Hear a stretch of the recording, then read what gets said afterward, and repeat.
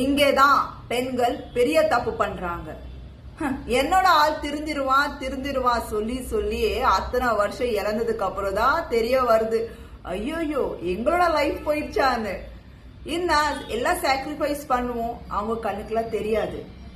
Illegal affair maximum நம்ம இந்தியால நிறைய நடக்குது. பேருக்கு லவ் பண்ணி கல்யாணம் பண்ணி குழந்தை உருவாக்கி குழந்தை பாத்தீங்கன்னா அவங்களுக்கு ஒரு கேம் மாதிரி. ஏன்னா லவ் மட்டும் பண்ணா எந்த பெண்கள் வர மாட்டாங்க. சொன்னா அவனை கல்யாணம் பண்ற சொன்னோம் பெண்கள் வராங்க. ஏன்னா அதுதான் பாதுகாப்பு நினைச்சிட்டு நம்ம கலாச்சாரம் இப்போ வரைக்கும் போயிட்டே இருக்குது.